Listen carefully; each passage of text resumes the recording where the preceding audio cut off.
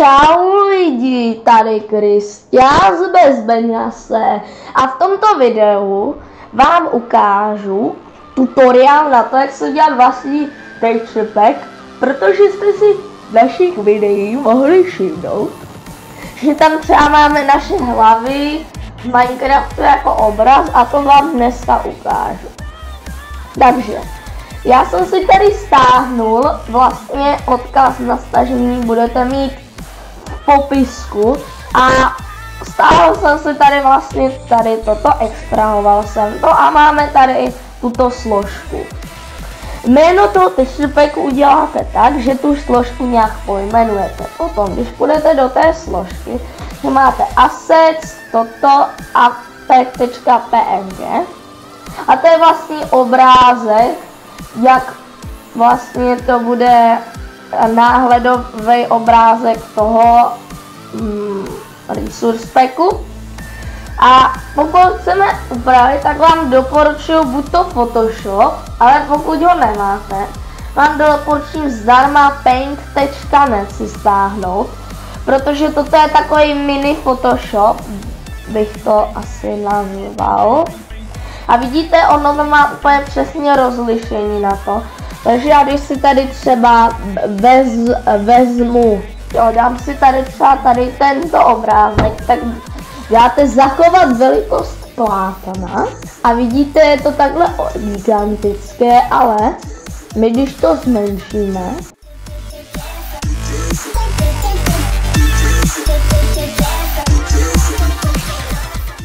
trošku se vám to rozpixelovalo, ale to je schválně, že Minecraft je to taky, že jo, rozpixelované.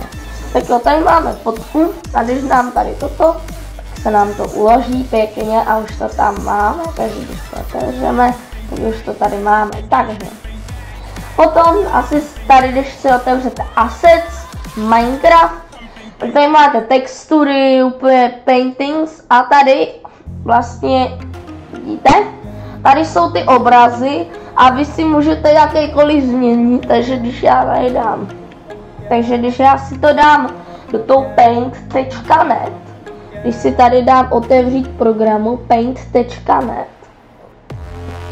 tak a přiblížím si to, tak vidíte, že to je na pixely krásně a vy si tady můžete třeba namalovat, co chcete, takže třeba tady namalujete toto. Potom sem dáte nějaký obrázek. Doporučuji vám skopírovat si tady ten stolpek, když to dáváte sem, že on je stejně hodně velký. Ale, takže když ho budete chtít zmenšit, ho dáte takhle, pozor na ten okraj, že to je pak vypadá logicky. A teďka máte vlastně vlastní obrázek, můžete si udělat tady tohle třeba. Můžete vlastně takhle přechody. Takže tady ten program je fakt užitečný. Takže pokud to zase uložíme a zavřeme, tak vám ještě ukážu, jak se vlastně, když půjdete do GUI nebo GUI, tak tady si můžete dát tak tady si můžete nastavit vlastně kreativní inventář, úplně všechno. Máte pak title, máte ten mojang.png. To taky můžete změnit, když teď budete vlastně, teď budete mít vlastně to načítání jiný.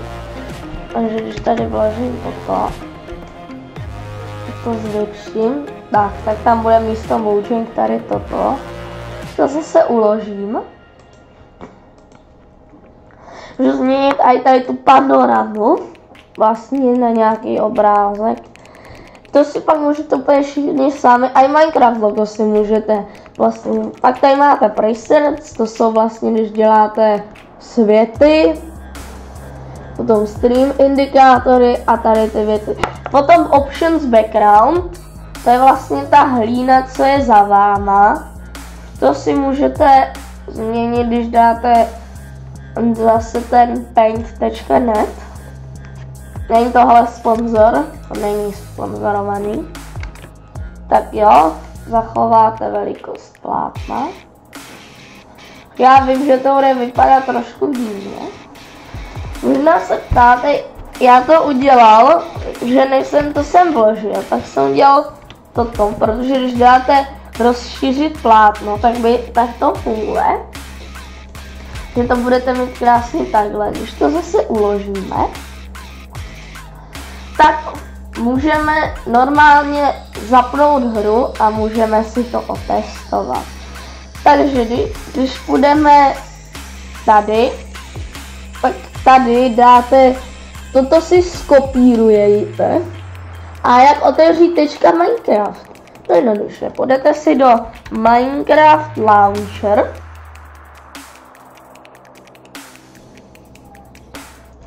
Půjdete do instalace, dáte si tady toto, že to být o 1.21, u Forge, u jaké verze chcete, ale toto je texture pack na 1.12. Pokud byste chtěli na novější verzi, tak mě napište do komentářů a já to uděláme tak. Máme tady tu 1.12, já si dáme tady ty soubory, dáme si resource packs a vložíte vlastně sem a počkáte.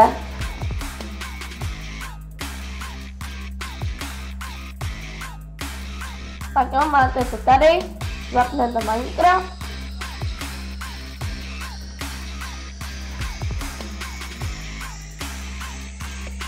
A máte tady Minecraft, tak si dáte resource pack. A tady máte vlastně teď, co jsme si udělali. Takže ho sem dáme ano. Čekáme, než se nám to načte. Vidíte, sice teď ta panorama, kterou jsme nastavili, ale tady to tady je. Že když si uděláme svět, jo, máme tady svět, dáme si tady ty paintings, jsme si udělali, děláme si tady na tu platformu. Jo, a máme tady ten náš, co jsme si udělali, můžeme tady pak dát, ale tady byl ještě ten, jo, to je ten pomalovaný. Takže takhle si uděláte jednoduše vlastní texture pack, můžete tam vzít úplně všechno. Pokud jste chtěli další video s texture packem, jak si ho udělat, tak určitě řekněte. Takže dejte odběr a čus! Čau, čau, čau.